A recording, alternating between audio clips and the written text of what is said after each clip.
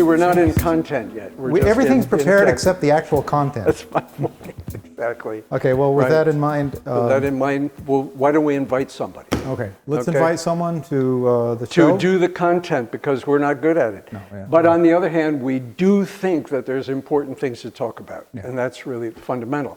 And that's what I thought probably Michael Tillyer represents that in the Valley in a lot of ways. Like, Yeah. if he didn't keep doing what he was doing, people would wonder why he did it to begin with. He hasn't stopped doing it.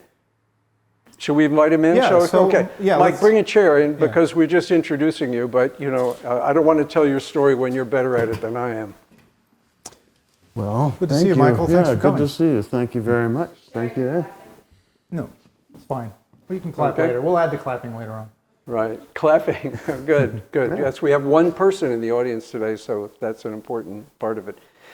Michael, you were really my idea to bring on, as you sort of know a little bit about what Holyoke Media is and everything, but and have a friend here, but you always struck me as somebody who actually decided to do something and stuck with it. In the movie business, that's almost impossible. But you decided, art-wise, what mattered a little bit. Do you want to go ahead? Because I'll start talking about the little I know, and that's not important. Well, I think that you're talking about 25 years of doing just one thing, or 40 years of doing another thing. Because I've had 40 years. Is that the way you see it? Well, I do see a kind of a dichotomy between my life personally as an artist and my life maybe as an artist that has done things for other artists. So I have two things to talk about. Well, I see what you're saying. I was thinking, first of all, your art is one thing, but in the Valley, your importance really is your contribution to something no one else is doing. So actually, that's a good point. Why don't you? I mean, I'm actually very interested in hearing about what you're doing now as an artist, but also like what you have done in the past 25 years and how that is important, you know, to art and artists in the Valley. I can connect those because we don't know if we could. The short story of what I'm doing now, the Anchor House of Artists, the New England Visionary Artist Museum, has a history, has a 25-year history. In 1997, I had come to grow over the years previous a group of artists who lived with serious mental illnesses. Controversial language. Nonetheless, I love their art, and I tried showing it around to different art dealer kinds of people, and of course no one was really interested. It didn't fit that mold. So I thought, well, you know, my father died. I had a little bit of money. I had $5,000, you know, and so I thought I could open my studio and just live on that for 5 months and see how that would go, and we did it, and then it just continued on. There was a cohort of artists who came in, were working. We had, a relationship, producing art. I began to find shows outside, like at the University of Massachusetts, the Boston Federal Reserve Bank, the Outsider Show in New York City, which was at the Puck Center then, St. Elizabeth Hospital in Washington. But that was a tremendous amount of work. And the important thing to me was just that home base and the relationships there. So I got a little more money as a grant, and then I opened up a little more space because space became available downstairs. This isn't a short story. We just grew. We got support. We grew a little more. We got support. In 2010, I made this decision to invite professional artists in to self-stage shows, and that way create parity. Who knows whose art is what? And artists would self-select, and it did give the freedom to regional artists to sort of step out of the pressure of a dealership situation and show what they wanted to show. We've been successful. A lot of people have come in. Increasingly, people of a higher lack of a better word again, caliber, who have achieved a certain amount of success. Most recently, Bill Arnold, who's represented in museums and stuff. And so is Scott Pryor. And that's not really the requirement there. Yeah. No.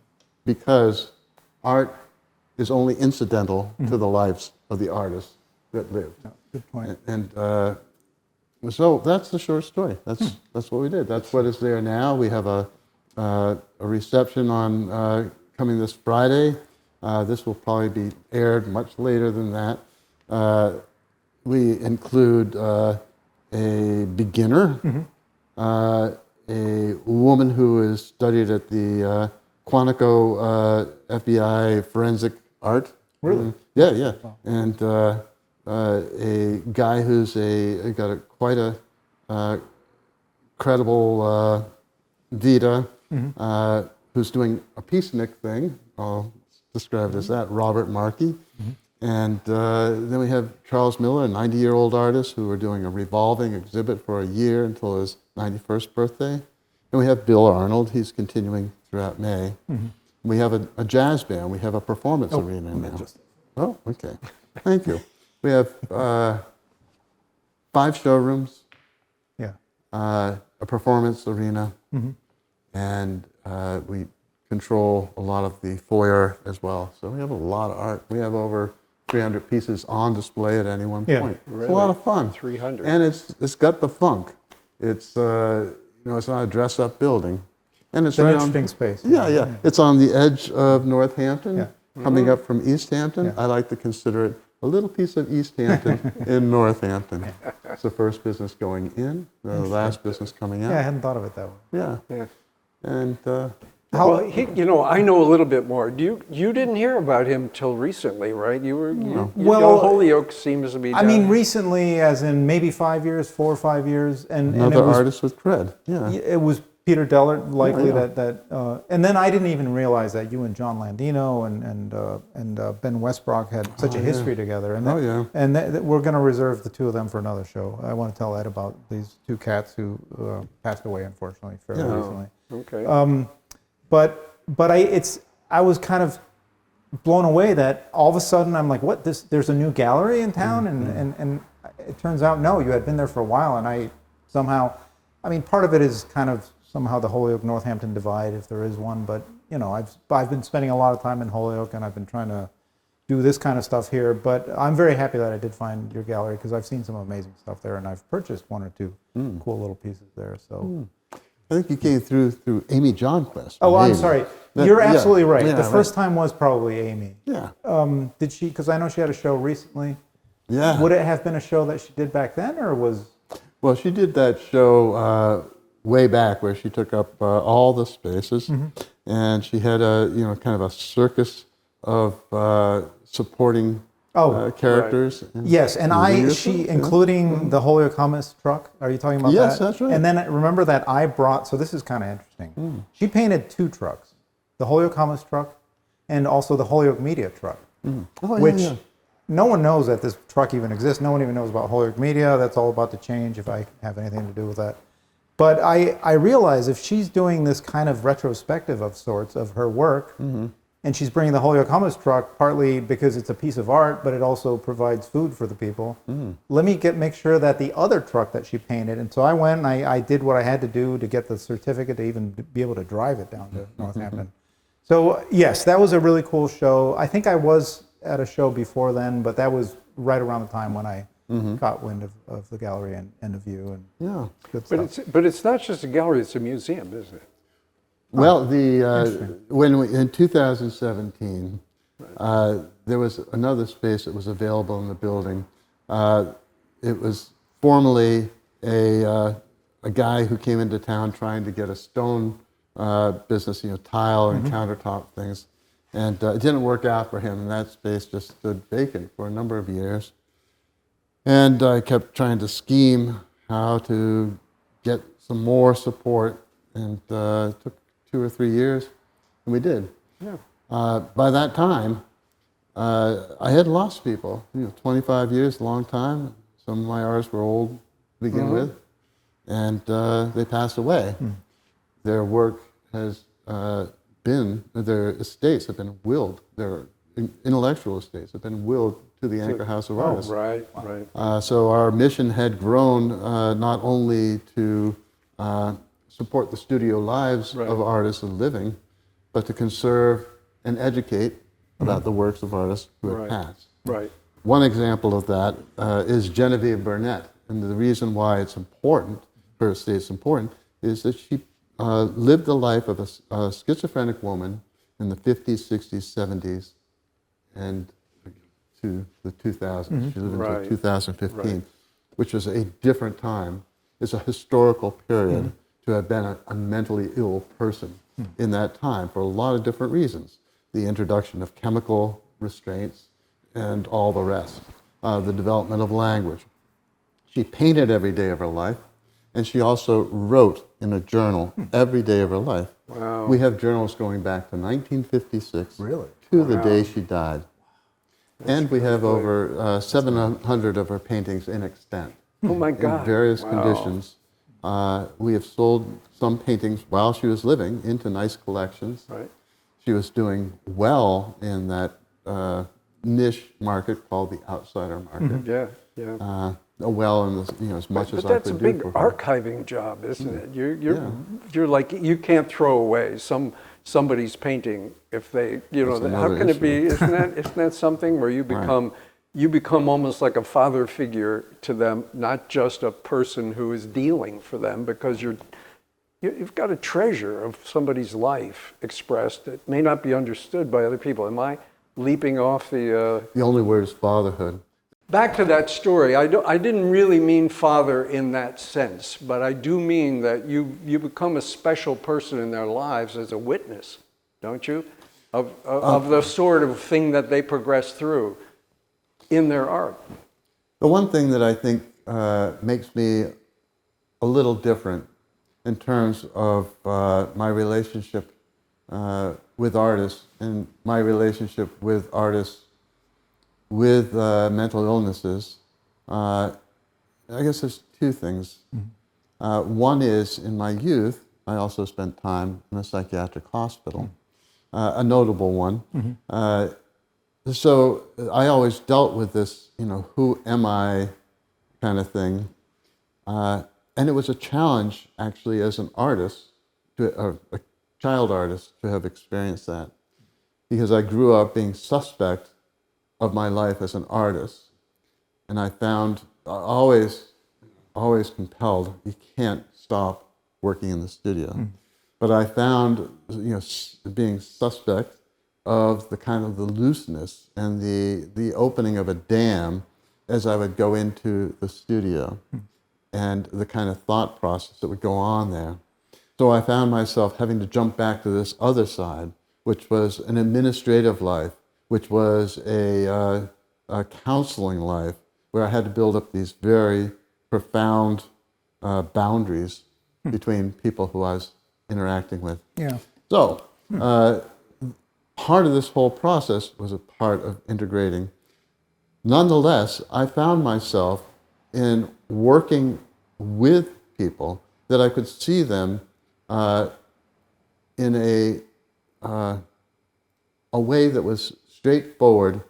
The word would be non-judgmental, but that's a word, and I have judgments. Yeah. And people judge me. Of course. So, but it's I can speak schizophrenia. I can speak bipolar illness,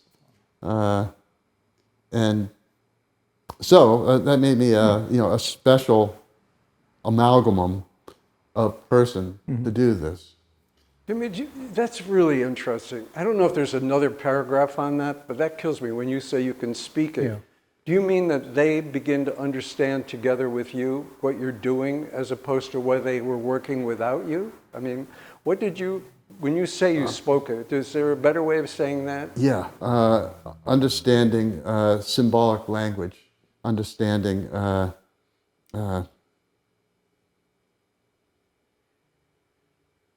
process.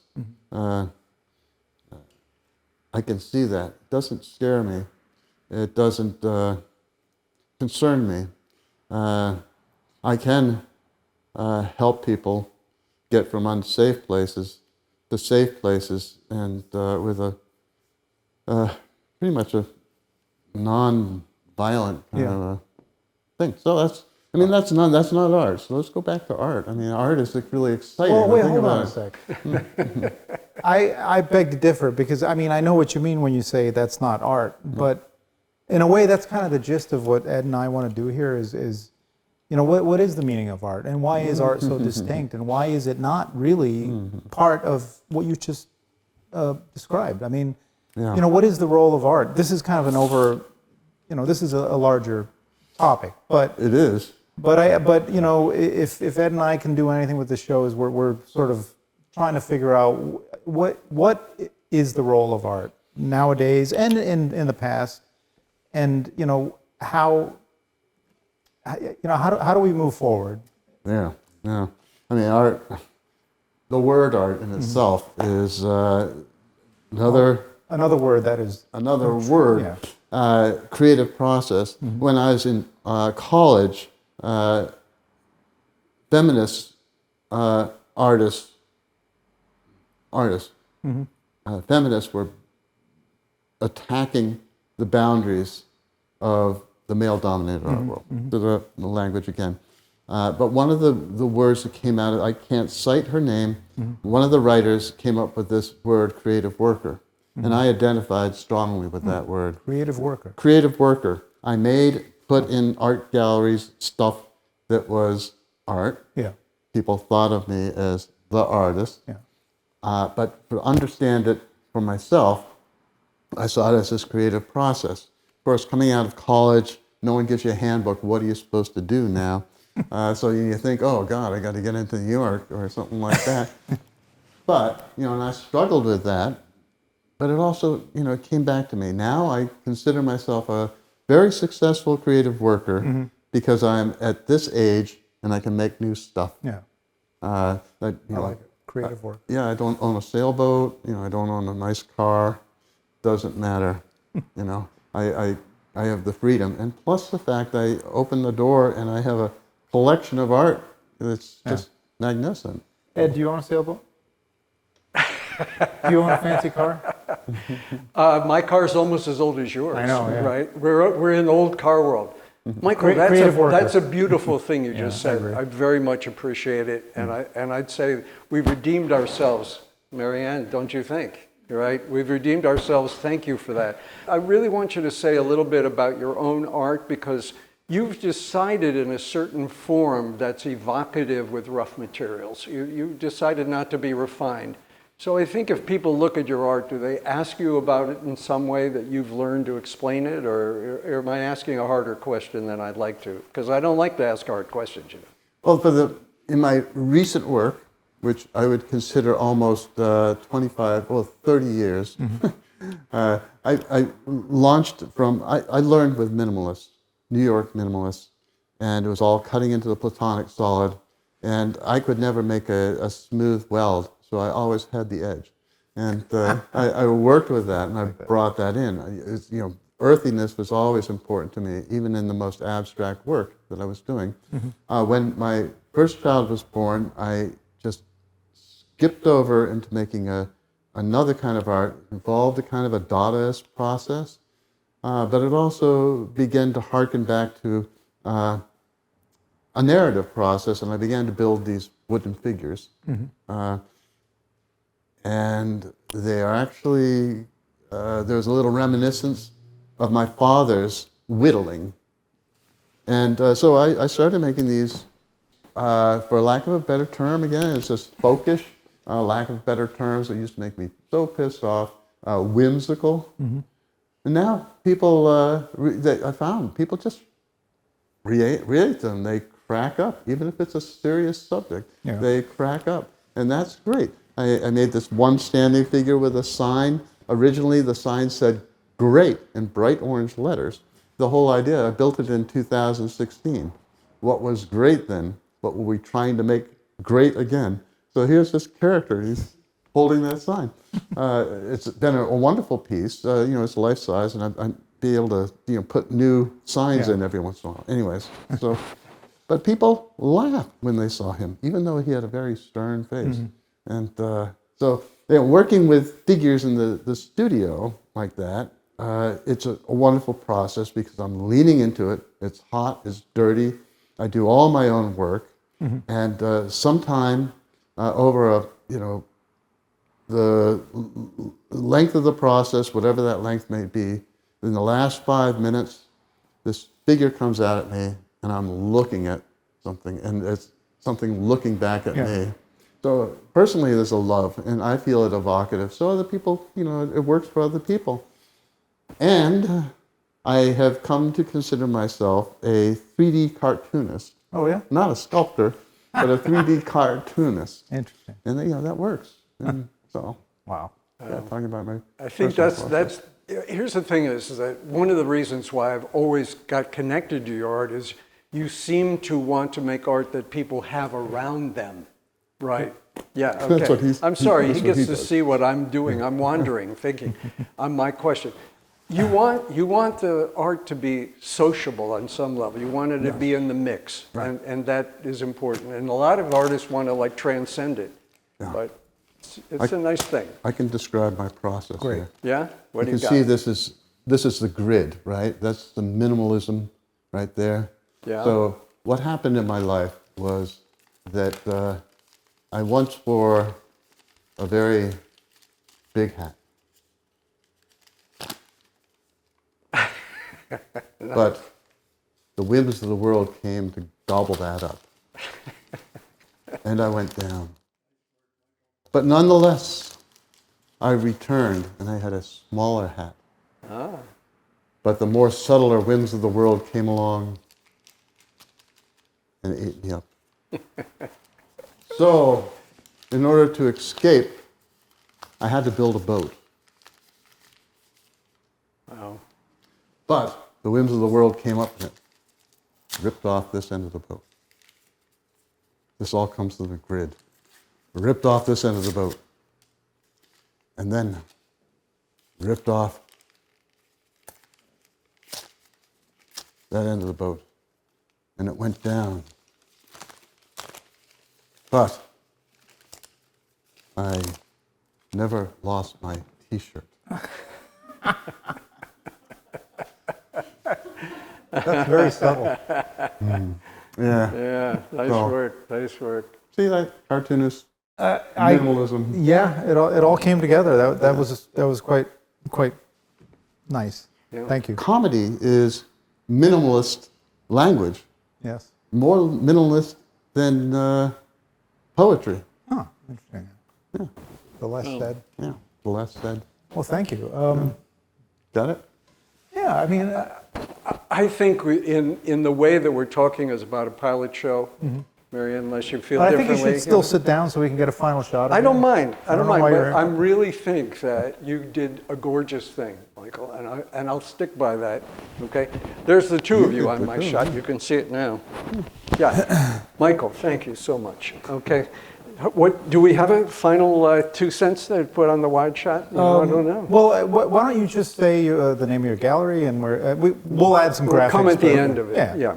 But Yeah, the Anchor House of Artists at 518 Pleasant Street in Northampton. I don't know if you on your television can scan that. oh, the QR code. There we go. Whoops. Well, that's a lot. Yeah. There we go. Probably not in Scan focus, that but- QR code. At least try. That Give would it a be shot. fun. Yeah, Oh, look at perfect. you did There you it, go. Michael. All right. Wow. And you can go to Okay. anchorhouseartist.org, find out all about us. Yeah. Well, thank you very much, You're Michael.